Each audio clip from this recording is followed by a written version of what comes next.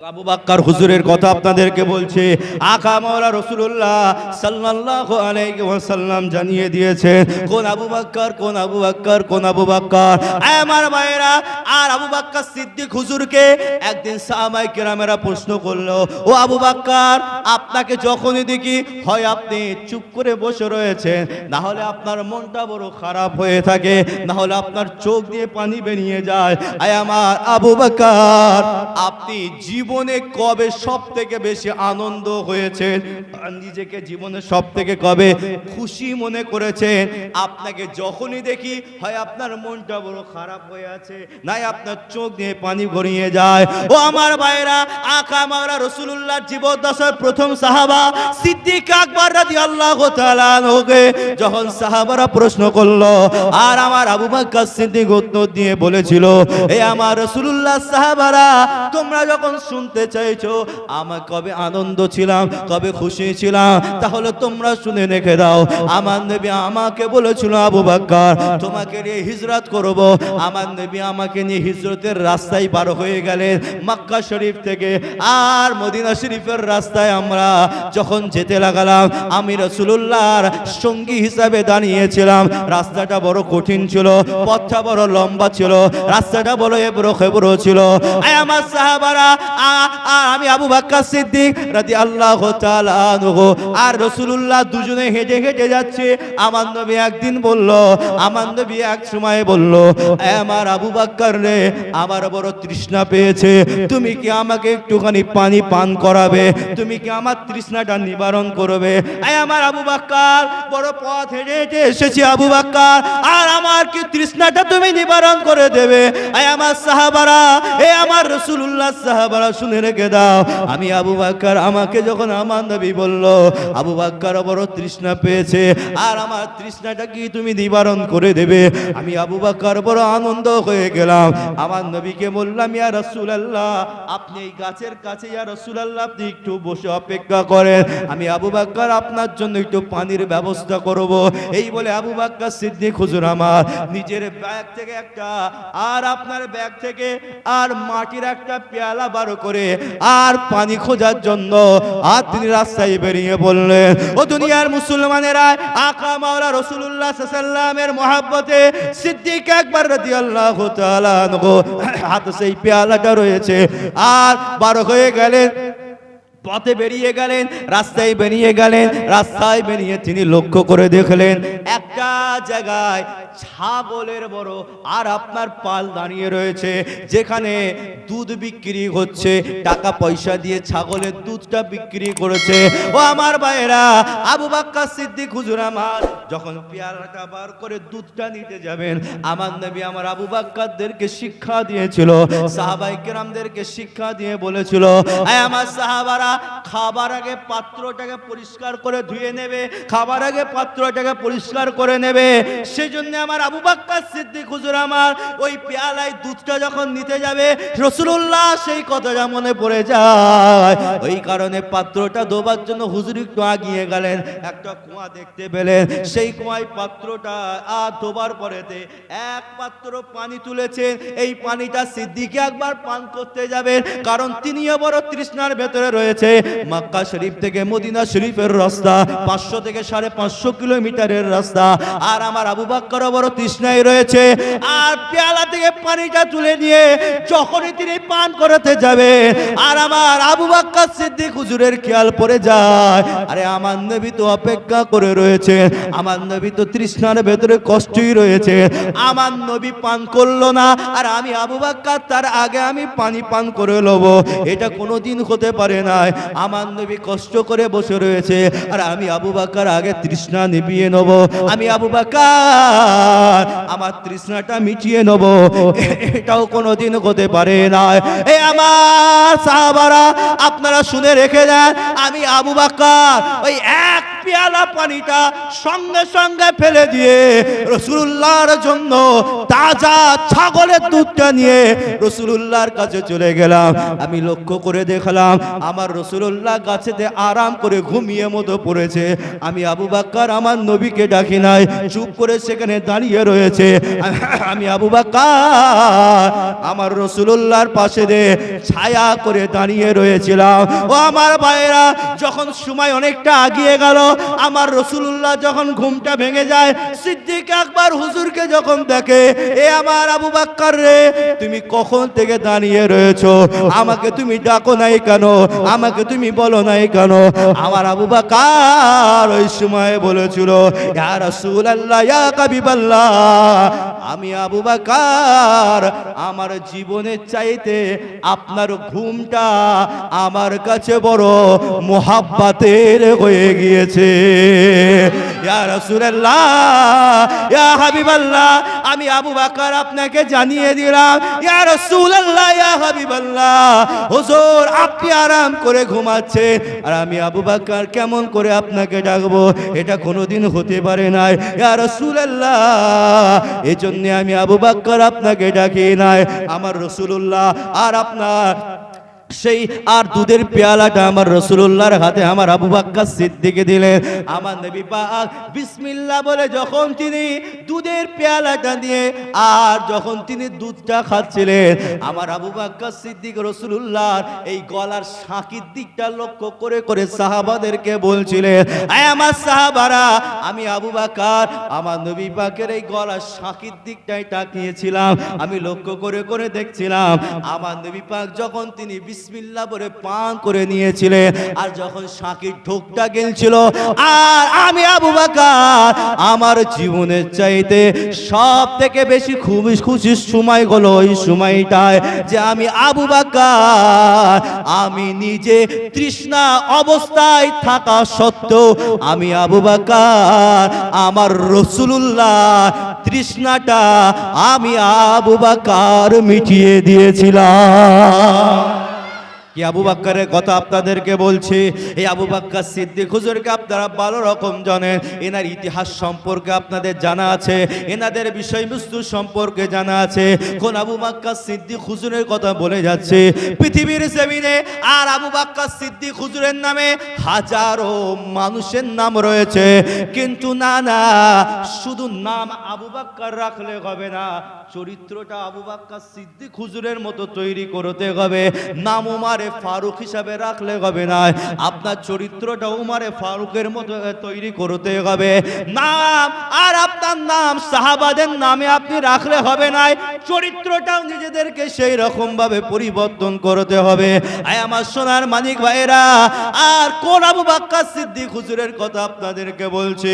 আমার আবু বকর সিদ্দিক হুজুর একদিন উমরে ফারুককে ডাকলেন, ওসমানে গানিকে ডাকলেন, হায়দারে আলীকে ডেকে বললেন, আয় আমার আবু উমর রে, আয় আমার ওসমান রে, আয় আমার উমর রে, আয় আমার আলী রে, আমার মওত হয়ে যাবে। আমি যখন মরে যাব, আমার ইন্তেকাল হয়ে যাবার পরেতে আমার লাশটাকে কাঁধে করে বয়ে বয়ে রাসূলুল্লাহর রওজা শরীফের কাছে নিয়ে যাবে। আমার নবীর রওজার কাছে নিয়ে গিয়ে প্রথমে আমার নবীকে সালাম দেবে, আর আমার রাসূলুল্লাহকে প্রথমে সালাম দেবে। আয় আমার উমর, আয় আমার ওসমান, আয় আমার আলী, আমার রাসূলুল্লাহকে সালাম দিয়ে আমার নবীকে প্রথমে বলবে, ইয়া রাসূলুল্লাহ, ইয়া হাবিবাল্লাহ, আপনার আবু বকর ইন্তেকাল হয়ে গিয়েছে। ইয়া রাসূলুল্লাহ, ইয়া হাবিবাল্লাহ, আপনার আবু বকরের লাশটা আপনার রওজা শরীফের কাছে নিয়ে এসেছে। ইয়া রাসূলুল্লাহ, ইয়া হাবিবাল্লাহ, আপনার আবু বকরের বড় ইচ্ছা যে তার ইন্তেকাল হবার পরেতে তার লাশটা ইয়া রাসূলুল্লাহ আপনার পাশে আবু বকর আরামের সাথে ঘুমাতে চায়। আয় আমার ওমর, আয় আমার ওসমান, আয় আমার আলী, যদি আমার রাসূলুল্লাহর রওজায়ে আকদাসের ভেতর থেকে আমার নবী যদি উত্তরটা দিয়ে বলে যে হ্যাঁ, আমার আবু বকরকে আমার পাশেতে ঘুমাতে দাও, আমার সাথে ঘুমাতে দাও, আমার সঙ্গীতে ঘুমাতে দাও, আয় আমার উমর, আয় আমার ওসমান, আয় আমার আলী রে, তবেই আমার লাশটাকে আমার রাসূলুল্লাহ আর যেখানে ঘুমিয়ে রয়েছে আমার নবী পাকের পাশে দিয়ে আমাকে শুইয়ে দেবে।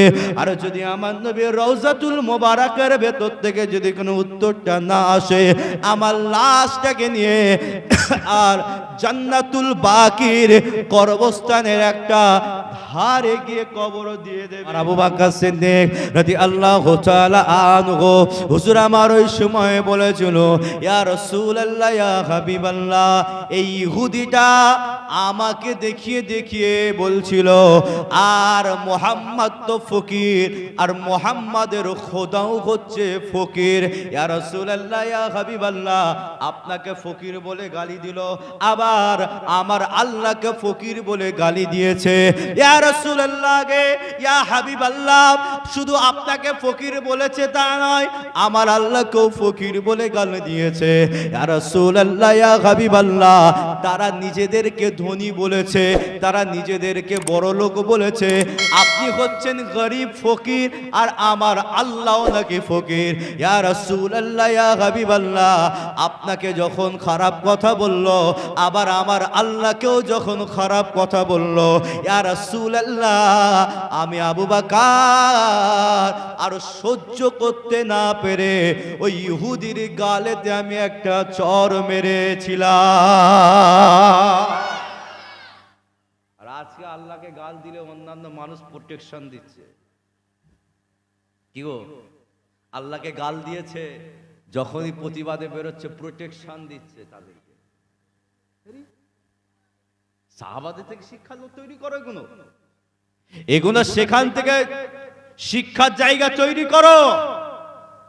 রাসূলকে গাল দেওয়া হচ্ছে, প্রতিবাদে বেরোবে, অন্য দিক থেকে প্রোটেকশন দেওয়া হচ্ছে তাদেরকে। ভাইজান, আমার নবীর কাছে দাঁড়িয়ে আছেন, একদিকে দাঁড়িয়ে আছেন আবু বকর সিদ্দিক হুজুর, আর একদিকে দাঁড়িয়ে আছেন একজন ইহুদি। আর বিচারের সিংহাসনে কে বসে আছেন? রাহমাতাল লিল আলামিন। ভাবতে পাচ্ছেন তো, পৃথিবীর জমিনেও বিচার হয় কি হয় না? সিংহাসন চলে কি চলে না? আপনাদের এলাকায় বিচার বসে?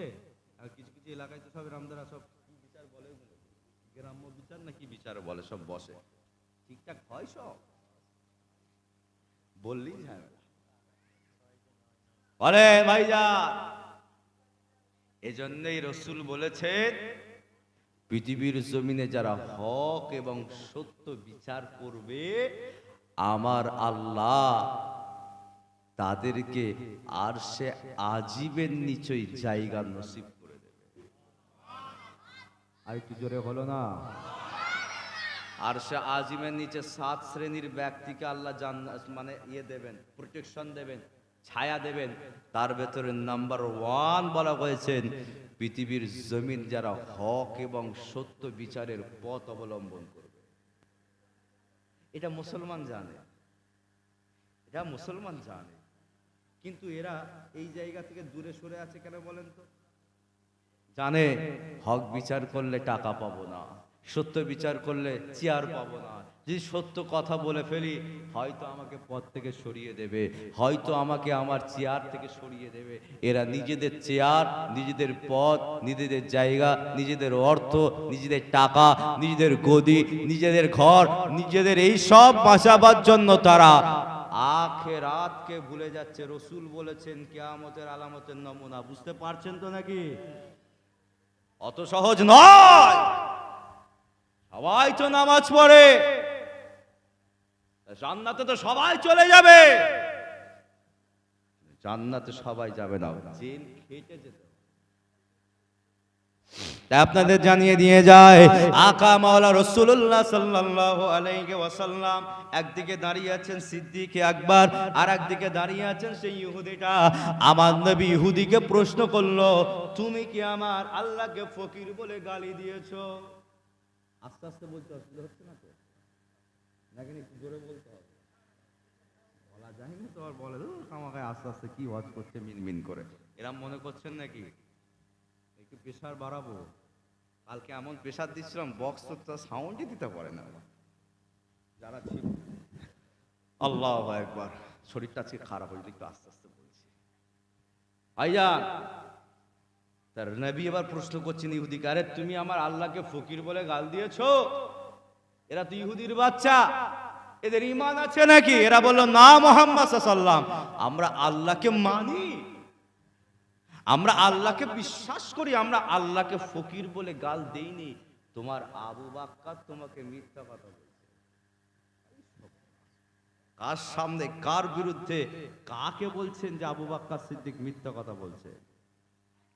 ইতিহাস আপনাদের জানিয়ে দিয়ে যায়, ও দুনিয়ার মুসলমানেরা, আকা মাওলা রাসূলুল্লাহ সাল্লাল্লাহু আলাইহি ওয়াসাল্লাম আর ইহুদির দিকে থেকে মুখটা ঘুরিয়ে নিয়ে আমার আবু বকর সিদ্দিক হুজুরের দিকে মুখটা তাকিয়ে নিয়ে বলল, আয় আমার আবু বকর, এই ইহুদি যে কথা বলছে এই কথাটা সত্য বলছে না মিথ্যা বলছে?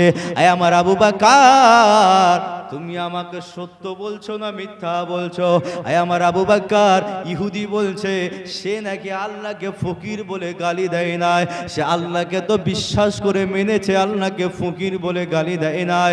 আয় আমার আবু বকর, তুমি কি আমার আল্লাহ, তুমি কি আমাকে মিথ্যা কথা বলছো? আমার আবু বকর হুজুর ওই সময় বলেছিল, ইয়া রাসূলুল্লাহ, ইয়া হাবিবাল্লাহ, আমি আবু বকর আমার শরীরের এক ফোঁটা রক্ত থাকা পর্যন্ত আমি আবু বকর জীবনে কোনোদিন আপনাকে মিথ্যা কথা বলি না।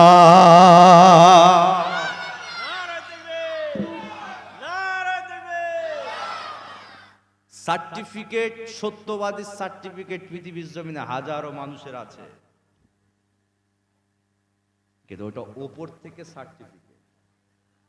পৃথিবীর মানুষ জানে সত্যি এই লোকটা খুব ভালো লোক, খুব সত্য কথা বলে, খুব ভালো কথা বলে, খুব মিশে আছে। আপনি জানেন তার ভেতরটা হিংস্র, আপনি জানতেই পারবেন না। আল্লাহর রাসূল এই কারণেই বলেছে যে একটা এমন সময় আসবে জঙ্গলের বাঘ সিংহ থেকে মানুষটা আরো ভয়ঙ্কর রূপ ধারণ করবে। বলে এর থেকে মানুষের থেকে জঙ্গলের বাঘ এবং সিংহরা বড় ভালো। আপনি মিলান না আজকে সমাজে যখন পাচ্ছে, এই তো ভিডিওই দেখছিলাম আমাদের উত্তরপ্রদেশের একটা আমার মুসলিম ভাইকে ওপেনলি ভাবে পুরো শরীর থেকে মাথাটা ছুরি দিয়ে আলাদা করেছে, রাস্তায় ফেলে। মানুষের আর সেই জিনিসটা নাই। হট করে একটুখানি কথা হচ্ছে, ঝগড়া হচ্ছে, কথা কাটাকাটি হচ্ছে, ব্যাস শুরু হয়ে গেল দুমদারাক্কা মারামারি, এমন মার শুরু হয়ে গেল, মেরেই ফেললো একটা মানুষকে। আরে মায়া হলো না? কি রক্ত তৈরি তোরা, জ্যান্ত মানুষকে মেরে ফেলছিস। এজন্য আকা মাওলা রাসূলুল্লাহ সাল্লাল্লাহু আলাইহি ওয়াসাল্লামের দরবারে আবু বকর সিদ্দিক হুজুরের মতো সাহাবাকে আমার রাসূলুল্লাহ বিচার সিংহাসনে, বিচারের আর আপনার বিচারের মাপকাঠিতে পর্যন্ত দাঁড় করে রেখে দিয়েছে। ও আমার ভাইরা, আপনি কে লাট সাহেব, আপনি নেতৃত্ব দিয়েছেন, কে এমন রাজা বাদশা হয়ে গেছে এমন, আর আপনি বিচারের সিংহাসনে বসে কি এমন নেতা হয়ে গেছে যে আপনি সত্য কথা বলতে নিজেকে ভয় পান। অথচ আমার রাসূলুল্লাহ সত্য দ্বীন ইসলাম প্রতিষ্ঠা করার জন্য আমার নবী পাক সাল্লাল্লাহু আলাইহি ওয়াসাল্লাম আবু বকর সিদ্দিক হুজুরের মতো সাহাবাকে আমার রাসূলুল্লাহ বিচারের কাঠগড়ায় পর্যন্ত দাঁড় করিয়ে রেখেছে। আচ্ছা আপনারা বলেন তো, আমার আবু বকর সিদ্দিক হুজুর সত্য বলছে না মিথ্যা বলছে? সবাই মিলে বলেন না, সত্য বলছে না মিথ্যা বলছে? এটা আমাদের ঈমান, এটা আমাদের কি, এটা আমাদের ঈমান, এটা আমাদের বিশ্বাস যে আমার আবু বকর সিদ্দিক হুজুর কোনোদিন আপনার মিথ্যা কথা বলতে পারে না।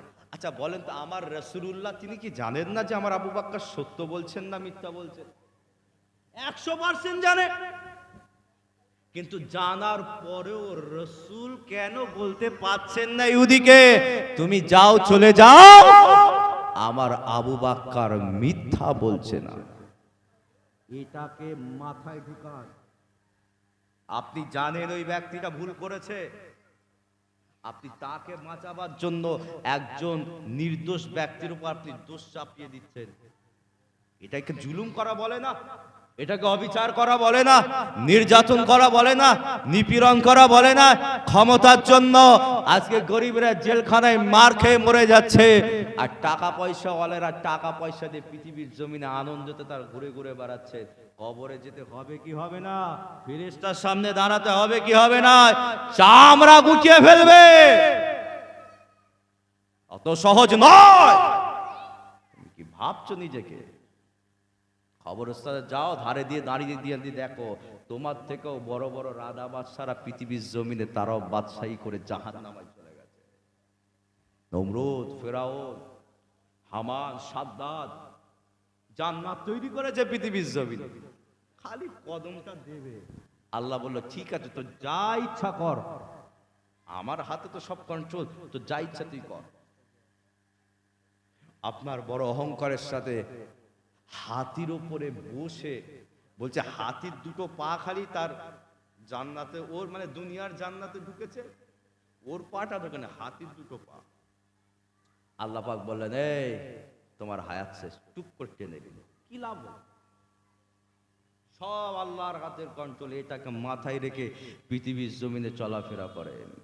আপনার কন্ট্রোলে কিছুই না। আপনি যদি মনে করেন যে না আমার হাতে সব কন্ট্রোলে, না, আপনার ওপরেও একজন আছে। অত সহজ নয়। আপনি যেমন দুনিয়ার জমিনে আপনার উপরে একজন আছে, যেমন আপনাকে পরিচালনা করছে, আপনাকে মনে রাখতে হবে আপনার বডিরও একজন মালিক আছে। যখন মন যাবে আপনাকে তখন টেনে নিয়ে চলে যাবে। রাগ করছেন আমার কথায় ভাইজান? সংক্ষিপ্ত দিকে টানো, বেশি লম্বার দিকে যাব না। ইতিহাস আপনাদের জানিয়ে দিয়ে যায়, আকা মাওলা রাসূলুল্লাহ সাল্লাল্লাহু আলাইহি ওয়াসাল্লাম আবু বকর সিদ্দিক হুজুরের দিকে তাকিয়ে রয়েছে। আর আমার আবু বকর বলে, ইয়া রাসূলুল্লাহ, ইয়া হাবিবাল্লাহ, আমি আবু বকর আপনাকে মিথ্যা বলতে পারি নাই, আমি আপনাকে সত্য কথাই বলছি ইয়া রাসূলুল্লাহ। ওই ইহুদিটা আমার আল্লাহকে ফকির বলে গালি দিয়েছে, আমি নিজে কানে এটা শুনেছি ইয়া রাসূলুল্লাহ, আপনাকে ফকির বলে গালি দিয়েছে। ইসলামের একটা বিচারের একটা নিয়ম আছে, সিস্টেম আছে, রুলস আছে, রেজুলেশন রয়েছে। ও আমার সমাজের বুকের মানুষেরা, আমরা যে ভারতবর্ষের জমিনে বসবাস করি, এই ভারতবর্ষের জমিনেও একটা বিচারের সিস্টেম আছে, রুলস আছে, নিয়ম কানুন রয়েছে। আর আমার রাসূলুল্লাহ তিনি একটা সিস্টেম, নিয়ম কানুন আমার আল্লাহ আমার নবীকে বলে দিয়েছিল। কিরকম নিয়ম সিস্টেম কানুন বলেছিল? যে ব্যক্তিটা অস্বীকার করবে ওই ব্যক্তিটা কসম খেয়ে নেবে, আর যে ব্যক্তিটা দাবি করবে ওই ব্যক্তিটাকে সাক্ষী দেখাতে হবে। ইহুদি ব্যক্তিটা অস্বীকার করেছে, এ মুহাম্মদ সাল্লাল্লাহু আলাইহি ওয়াসাল্লাম, আমরা আল্লাহকে ফকির বলে গালি দিই না, আমরা আল্লাহকে আমরা আল্লাহকে বিশ্বাস করে মানি। তাহলে রাসূলুল্লাহর বিচারের নিয়ম অনুযায়ী এই ইহুদি ব্যক্তিকে কসম খেয়ে বলতে হবে। আমার রাসূলুল্লাহ ইহুদিকে বললেন, তুমি আমাকে কসম খেয়ে বলো যে তুমি আমার আল্লাহকে ফকির বলে গালি দাও না। এ আমার সমাজের মুসলমানেরা, এই আমার নবীর উম্মাতিরা, ইহুদির বাচ্চা, না তার ভেতরে ঈমান আছে, না তাদের ভেতরে কিছুই রয়েছে। আর সে কি করলো? সঙ্গে সঙ্গে আমার নবী পাক সাল্লাল্লাহু আলাইহি ওয়াসাল্লামের সামনে বলল, এ মুহাম্মদ সাল্লাল্লাহু আলাইহি ওয়াসাল্লাম, আল্লাহকে কসম খেয়ে বললাম, আমরা ইহুদি আল্লাহকে বিশ্বাস করে মানি, আমরা আল্লাহকে ফকির বলে গাল দেই না। আর আপনার আবু বকর আর আপনাকে মিথ্যা কথা বলছে, জুলুম করেছে। আমার আবু বকর, আপনার আবু বকর আমার গালে চড় মেরেছে। আমার রাসূলুল্লাহ ইহুদির দিক থেকে মুখটা ঘুরিয়ে নিয়ে আমার আবু বকর দিকে, হুজুরের দিকে তাকিয়ে বললেন, এই আমার আবু বকর, ইহুদি কসম খেয়ে নিয়েছে, আমার আবু বকর, আর তোমাকে তাহলে একটা সাক্ষী দেখাতে হবে। বুঝতে পারছেন তো আমার কথা? বক্সের আওয়াজ হচ্ছে না? নবী বললেন যে আবু বকর, তোমাকে তাহলে এবার একটা সাক্ষী দেখাও। যদি তুমি সাক্ষী দেখাতে না পারো, তাহলে ইসলামের নিয়ম আর কানুন আর সিস্টেম অনুযায়ী হচ্ছে, তাহলে ইহুদিটা তোমার গালে একটা চড় মারবে। কারণ ইহুদি কসম খেয়ে নিয়েছে যে আমি আল্লাহকে ফকির বলে গাল দিয়ে দিই, বেঁচে গেছে। সিদ্দিক একবার দাবি করছেন যে না ইয়া রাসূলুল্লাহ, আমি নিজে কানে শুনেছি। রাসূল বলেন, তাহলে আবু বকর তোমাকে সাক্ষী দেখাতে হবে। বলেন, এখন তো সাক্ষী পয়সা ফেললেই পাওয়া যায়। কথা ভুল বলছি নাকি? সাক্ষীর অভাব পাবেন আপনি পৃথিবীতে, সাক্ষীর অভাব পাবেন না। পয়সা ফেলেন, সব কিছু পেয়ে যাবেন। আপনি পয়সা যার আছে, সে হালালকে হারামও মনে করে না, আর হারামকে হালালও। পয়সার পাওয়ার এমন একটা জিনিস, ক্ষমতা এমন, মানুষকে না জাহান্নামের দিকে নিয়ে যায় এই টাকা পয়সা। এই জন্য রসুল বলেছেন, যদি তুমি কোনো মানুষকে চিনতে চাও, যদি কোনো মানুষের চরিত্র সম্পর্কে জানতে চাও, তুমি দেখছো তোমার সাথে খুব মোলাকাত আছে, খুব যোগাযোগ আছে, খুব সম্পর্ক আছে, খুব ভালোবাসা আছে, খুব বন্ধুত্ব আছে, মানে এমন বন্ধুত্ব রক্ত কেটে আর কি চিঠি লেখা মতো সম্পর্ক বন্ধুত্ব রয়েছে, রসুল বলছেন না, তুমি তাহলে তাকে চিনতে পারো না। যদি তুমি তাকে চিনতে যাও, পকেট থেকে 1 লাখ টাকা বার করে তাকে দাও। বুঝতে পারেন? হয়তো কোনো বিপদে পড়েছে, আপনার কাছে টাকা চেয়েছে, বন্ধু তো অন্তরঙ্গ বন্ধু, বন্ধু টাকা চেয়েছে, শোন না রে 1 লাখ টাকা দে না, খুব বিপদে আছে। আপনি দেবার পর সেই বন্ধু কেমন আপনি পরিষ্কারভাবে চিনতে পারেন। কথা ভুল বলছি নাকি? রসুল বলেছেন, আমার কথা না, নবী বলেছে। মানুষ চিনতে গেলে মানুষকে টাকা দিয়ে দাও, তুমি মানুষের অরিজিনাল সুরতটা চিনতে পেরে যাবে। তা আপনাদের জানিয়ে দিয়ে যায়, আকা মাওলা রাসূলুল্লাহ সাল্লাল্লাহু আলাইহি ওয়াসাল্লাম আবু বকর সিদ্দিক হুজুরকে বললেন, আমার আবু বকর রে, তাহলে তোমাকে সাক্ষী দেখাতে হবে। ও দুনিয়ার মুসলমানেরা, আমার আবু বকর সিদ্দিক রাদিয়াল্লাহু তাআলা আনহু বলে, ইয়া রাসূলুল্লাহ, ইয়া হাবিবাল্লাহ, যখন যেখানে যে টাইমে যে সময়ে ওই ইহুদিটা আমাকে শুনিয়ে শুনিয়ে আল্লাহকে ফকির বলে গালি দিয়েছিল, ইয়া রাসূলুল্লাহ, ইয়া হাবিবাল্লাহ, ওই জায়গাতে কোনো সাক্ষী হিসাবে কোনো মানুষ সেখানে ছিল না। ইয়া রাসূলুল্লাহ, শুধুমাত্র আমি একা দাঁড়িয়েছিলাম। ইয়া রাসূলুল্লাহ, ইয়া হাবিবাল্লাহ, এই কারণে আমি আবু বকর, আমার কাছে কোনো সাক্ষী নাই। ইয়া রাসূলুল্লাহ, আমি আবু বকর আপনাকে সাক্ষী দেখাতে পারবো না। আমার ভাইয়েরাও আজকে বোঝার চেষ্টা করবে, আপনারা একটু ভালোভাবে চিন্তা করেন, আমার রাসূলুল্লাহর সামনে যদি ওই ইহুদিটা আমার আবু বকর হুজুরের গালে যদি একটা চড় মারে, আমার রাসূলুল্লাহর কষ্ট হবে কি হবে না?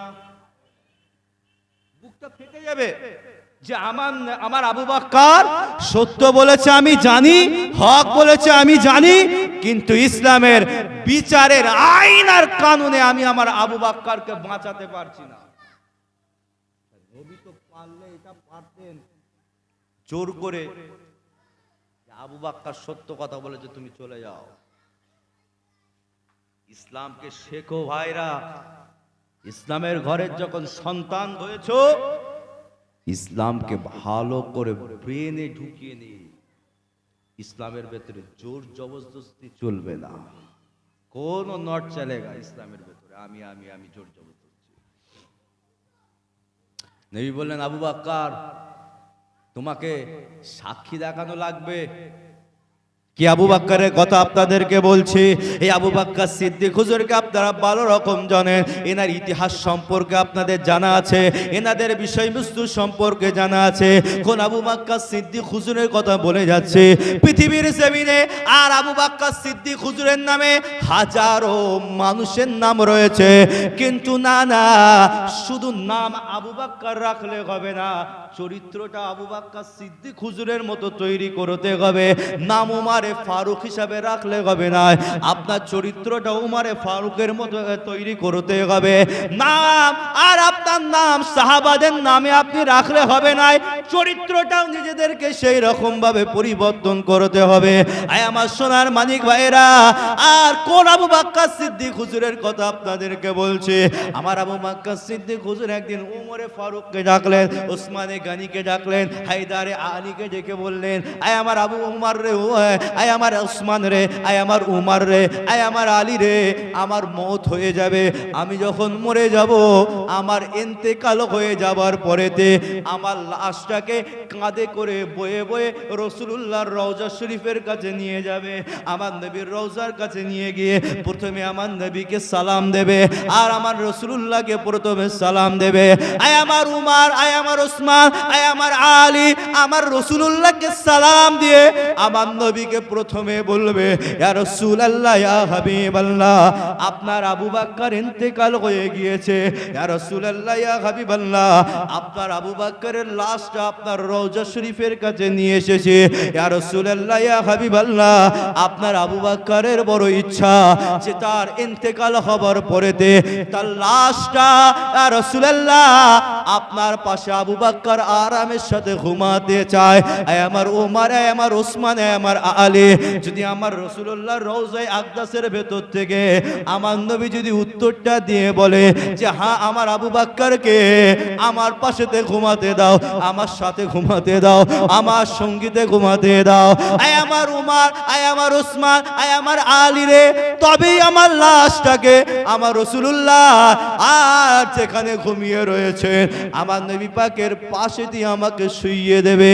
আর যদি আমার নবীর রওজাতুল মোবারকের ভেতর থেকে যদি কোনো উত্তরটা না আসে, আমার লাশটাকে নিয়ে আর জান্নাতুল বাকির কবরস্থানের একটা ধারে গিয়ে কবর দিয়ে দেবে। বুঝতে পারছেন তো নাকি? রাসূল বিচার কাকে করছেন একটুখানি ভাবেন।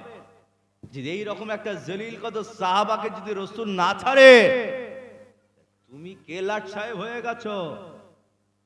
এই বিচারের সিংহাসনে যখন বসেছো, তোমার নামে ট্যাগ যখন মুসলমান আছে, তোমাকে বিচারটা সত্য এবং হকের সাথে করতে হবে।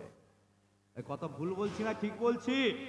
আপনার নাম যদি XYZ অন্য কিছু থাকতো আলাদা ব্যাপার, কিন্তু আপনার নামের সাথে রাসূল জড়িয়ে আছে, কোরআন জড়িয়ে আছে, ইসলাম জড়িয়ে আছে, শরিয়ত জড়িয়ে আছে, আপনার নামের সাথে আল্লাহ জড়িয়ে রয়েছে।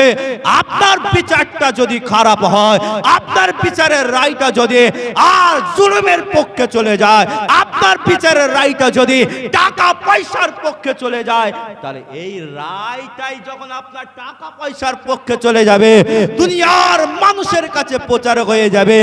একজন মুসলমান যদি নাহক বিচার করতে পারে, একজন মুসলমান যদি অন্যায় বিচার করতে পারে, একজন মুসলমান যদি অবিচার বিচার করতে পারে, তাহলে এই মুসলমানরা তার নবীর কাছ থেকে শিক্ষা পেয়েছে। তাহলে এরা যদি নাহক বিচার করে, তাহলে নিশ্চয়ই এর নবীও তাহলে নাহক বিচার করে গেছে। কথা বুঝতে পারছেন তো নাকি? ভুল আমরা করছি, রাসূলকে আমরাই গাল কাটছি, মনে রাখো। দোষ আমরা করছি, নবীর গায়ে স্ট্যাম্প করছে। ছাড়বে না আমার আল্লাহ, আমাকেও ছাড়বে না, আপনাদেরকেও ছাড়বে না। রক্ত রাসূলের আছেতে কি হয়েছে? সব কিছু মানবে না ফেরেশতা। রেখে দাও তোমার রক্ত তোমার কাছে। মুসলমান পরিবর্তন হও। অন্যায় আমরা করছি, হাজারো অন্যায় করছি, যত দিন যাবে অন্যায় আমাদের বেড়ে যাবে, অন্যায় বেড়ে যাবে। আবু বকর হুজুরের কথা আপনাদেরকে বলছে, আকা মাওলা রাসূলুল্লাহ সাল্লাল্লাহু আলাইহি ওয়াসাল্লাম জানিয়ে দিয়েছেন কোন আবু বকর, কোন আবু বকর, কোন আবু বকর। আমার ভাইরা, আর আবু বকর সিদ্দিক হুজুরকে একদিন সাহাবায়ে কেরামেরা প্রশ্ন করলো, ও আবু বকর, আপনাকে যখনই দেখি হয় আপনি চুপ করে বসে রয়েছেন, না হলে আপনার মনটা বড় খারাপ হয়ে থাকে, না হলে আপনার চোখ দিয়ে পানি বেরিয়ে যায়। আমার আবু বকর, আপনি জীবনে কবে সব থেকে বেশি আনন্দ হয়েছেন, নিজেকে জীবনে সব থেকে কবে খুশি মনে করেছেন? আপনাকে যখনই দেখি হয় আপনার মনটা বড় খারাপ হয়ে আছে, নাই আপনার চোখ দিয়ে পানি গড়িয়ে যায়। ও আমার ভাইরা, আকা মাওলা রাসূলুল্লাহর জীবদ্দশার প্রথম সাহাবা সিদ্দিক আকবর রাদিয়াল্লাহু তাআলা আনহুকে যখন সাহাবারা প্রশ্ন করলো, আর আমার আবু বকর সিদ্দিক উত্তর দিয়ে বলেছিল, এ আমার রাসূলুল্লাহ সাহাবারা, তোমরা যখন শুনতে চাইছো আমার কবে আনন্দ ছিলাম, কবে খুশি ছিলাম, তাহলে তোমরা শুনে রেখে দাও। আমার নবী আমাকে বলেছিল, আবু বকর তোমাকে নিয়ে হিজরত করব। আমার নবী আমাকে নিয়ে হিজরতের রাস্তায় বার হয়ে গেলেন মক্কা শরীফ থেকে, আর মদিনা শরীফের রাস্তায় আমরা যখন যেতে লাগালাম, আমি রাসূলুল্লাহর সঙ্গী হিসাবে দাঁড়িয়েছিলাম। রাস্তাটা বড় কঠিন ছিল, পথটা বড় লম্বা ছিল, রাস্তাটা বড় এবড়ো খেবড়ো ছিল। আমার সাহাবারা আর আমি আবু বকর সিদ্দিক রাদিয়াল্লাহু তাআলা আনহু আর রাসূলুল্লাহ দুজনে হেঁটে হেঁটে যাচ্ছে। আমার নবী একদিন বলল, আমার নবী এক সময় বলল, আমার আবু বকর রে, আমার বড় তৃষ্ণা পেয়েছে, তুমি কি আমাকে একটুখানি পানি পান করাবে? তুমি কি আমার তৃষ্ণাটা নিবারণ করবে? আমার আবু বকর, বড় পথ হেঁটে হেঁটে এসেছি আবু বকর, আর আমার কি তৃষ্ণাটা তুমি নিবারণ করে দেবে? আমার সাহাবারা, আমার রাসূলুল্লাহ সাহাবারা শুনে রেখে দাও, আমি আবু বকর, আমাকে যখন আমার নবী বলল আবু বকর বড় তৃষ্ণা পেয়েছে, আর আমার তৃষ্ণাটা কি তুমি নিবারণ করে দেবে, আমি আবু বকর বড় আনন্দ হয়ে গেলাম। আমার নবীকে বললাম, ইয়া রাসূলুল্লাহ, আপনি এই গাছের কাছে, ইয়া রাসূলুল্লাহ, আপনি একটু বসে অপেক্ষা করেন, আমি আবু বকর আপনার জন্য একটু পানির ব্যবস্থা করব। এই বলে আবু বকর সিদ্দিক হুজুর আমার নিজের ব্যাগ থেকে একটা, আর আপনার ব্যাগ থেকে আর মাটির একটা পেয়ালা বার করে আর পানি খোঁজার জন্য আর তিনি রাস্তায় বেরিয়ে বললেন, ও দুনিয়ার মুসলমানেরা, আকা মাওলা রাসূলুল্লাহ সাল্লাল্লাহু আলাইহি ওয়াসাল্লামের মহব্বতে সিদ্দিক আকবর রাদিয়াল্লাহু তাআলা আনহু হাতে সেই পেয়ালাটা রয়েছে, আর বার হয়ে গেলেন, পথে বেরিয়ে গেলেন, রাস্তায় বেরিয়ে গেলেন। রাস্তায় বেরিয়ে তিনি লক্ষ্য করে দেখলেন একটা জায়গায় ছাগলের বড় আর আপনার পাল দাঁড়িয়ে রয়েছে, যেখানে দুধ বিক্রি হচ্ছে, টাকা পয়সা দিয়ে ছাগলের দুধটা বিক্রি করেছে। ও আমার ভাইয়েরা, আবু বকর সিদ্দিক হুজুর আমার যখন পেয়ালাটা বার করে দুধটা নিতে যাবেন, আমার নবী আমার আবু বকরদেরকে শিক্ষা দিয়েছিল, সাহাবায়ে কেরামদেরকে শিক্ষা দিয়ে বলেছিল, আমার সাহাবারা খাবার আগে পাত্রটাকে পরিষ্কার করে ধুয়ে নেবে, খাবার আগে পাত্রটাকে পরিষ্কার করে নেবে।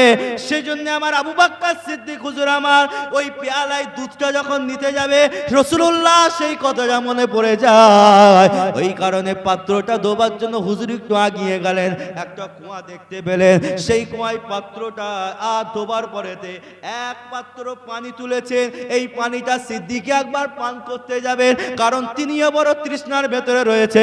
মক্কা শরীফ থেকে মদিনা শরীফের রাস্তা 500 থেকে 550 কিলোমিটারের রাস্তা, আর আমার আবু বকর বড় তৃষ্ণায় রয়েছে, আর পেয়ালা থেকে পানিটা তুলে নিয়ে যখনই তিনি পান করতে যাবে, আর আমার আবু বকর সিদ্দিক হুজুরের খেয়াল পড়ে যায়, আরে আমার নবী তো অপেক্ষা করে রয়েছে, আমার নবী তো তৃষ্ণার ভেতরে কষ্টই রয়েছে, আমার নবী পান করলো না, আর আমি আবু বকর তার আগে আমি পানি পান করে লব, এটা কোনোদিন হতে পারে না।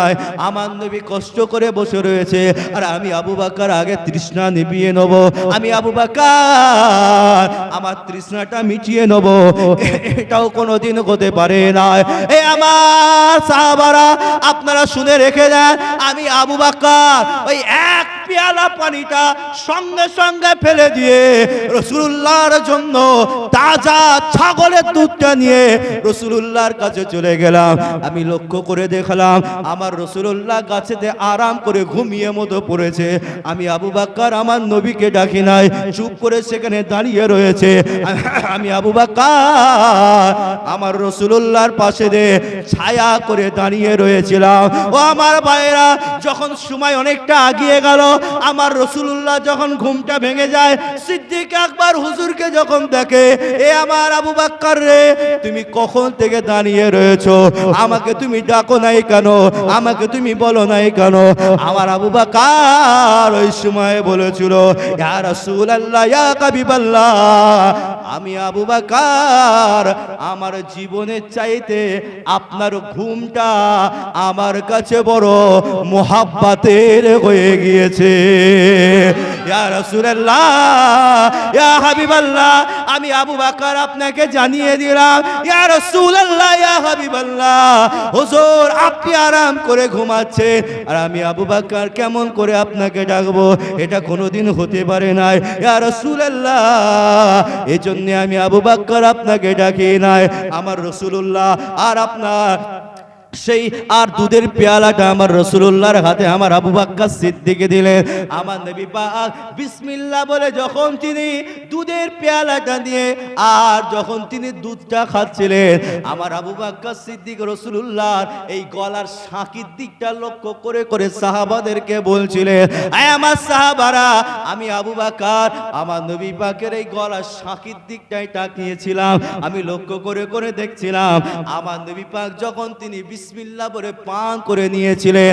আর যখন শাকির ঢোকটা গেলছিল, আর আমি আবু বকর আমার জীবনের চাইতে সব থেকে বেশি খুশির সময় হলো ওই সময়টায় যে আমি আবু বকর আমি নিজে তৃষ্ণা অবস্থায় থাকা সত্ত্বেও আমি আবু বকর আমার রাসূলুল্লাহ তৃষ্ণাটা আমি আবু বকর মিটিয়ে দিয়েছিলাম। কি ভাবছে? এজন্যই তো তারা রাসূলের পাশে চুপ করে ঘুমিয়ে আছে। আর আমরা এমন একটা কাজ করছি, কোথায় যে আমাদেরকে শোয়াবে আর কি করবে নিজেরাও জানি না। ওই জন্য নিজের আমল যত ভালো হবে, কবরের মাটিও তত ভালো। অত সহজ নয় মিয়া সাহেব। বর্ষা হয়েছে, মাটি হেভি হয়ে গেছে, সবাই বলছে বিশাল মাটি রে, কিন্তু না, ওপরে হেভি লাগছে, ভেতরে কি আছে কি করে বুঝবে? সংক্ষিপ্ত, পৃথিবীর জমিনে আল্লাহ আনিয়েছেন, পাঠিয়েছেন। পৃথিবীর জমিনে আল্লাহ পাক আমাদেরকে বানিয়েছেন। মওত আমাদের অবশ্যই হবে, মৃত্যু আমাদের হবে, কবরে যেতে হবে। ভাইজান, ঈমান দিয়ে কবরে যাবার চিন্তা ভাবনাটা রাখে। বেঈমান হয়ে মরে কোনো লাভ নেই। আপনারা জানেন, যখন একটা ব্যক্তি মওতের বিছানায় শুয়ে থাকে, জাকামদানি হয়, জাকামদানি, যেটাকে আমরা বলি জাকামদানি। এই জাকামদানির সময় আপনি জানেন শয়তান এসে আমাদের ঈমানটাকে নেবার জন্য প্ল্যান তৈরি করে। আপনি জানেন আমাদের শিরায় যেমন ঢুকে আছে, আপনি মরে যাবেন, জানটা কবজ হয়ে যাবে, ওখানেও পর্যন্ত শয়তান ছাড়বে না। আপনার ঈমান করার জন্য সেখানেও সে দাঁড়িয়ে থাকবে। দুনিয়ার জমিনে যদি ভালো কাজ করতে পারি, ইনশাআল্লাহ আল্লাহ আমাদের মওতটাও ঈমান অবস্থায় নসিব করে দেবেন। জোরে বলুন সুবহানাল্লাহ। পৃথিবীর জমিনে কাজ ভালো করতে হবে। কবরে আপনিও যাবেন, কবরে আমাকেও যেতে হবে।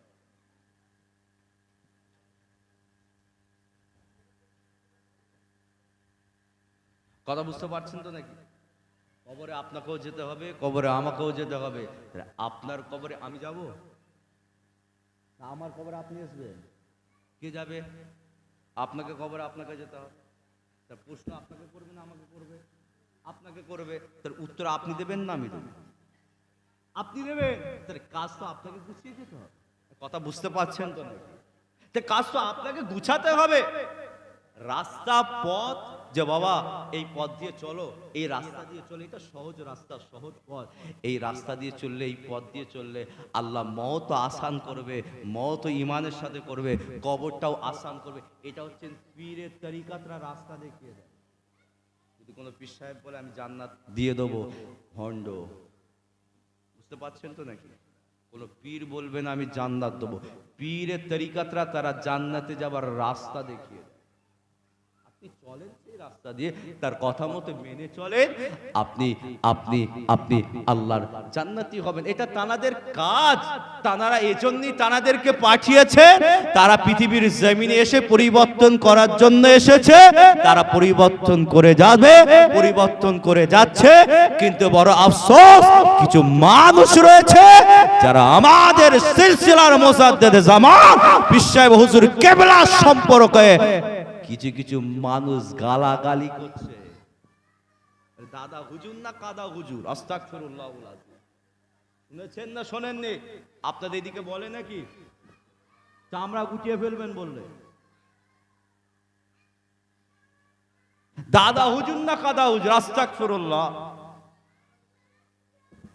ওই যে বলে না, যার যার কি বলে চলন দেখতে পাই না, কি একটা কথা আছে না,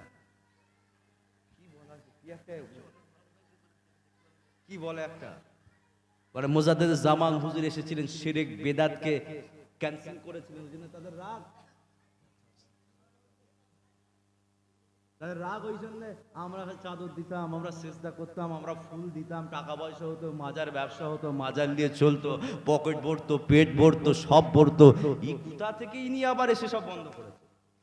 রাগ হয়ে যাচ্ছে তাদের, আবার ব্যবসায় টান পড়ে গেছে। মনে রেখে দিও, এখনো পর্যন্ত আমরা আমাদের বুকে হাত দিয়ে গলা জোর করে বলতে পারবো এটাই যে ভারতবর্ষের জমিনে যদি শিরক এবং বেদাত মুক্ত যদি কোনো দরবার থাকতে পারে, সেটা হচ্ছেন আমার মুজাদ্দিদুজ জামানের দরবার।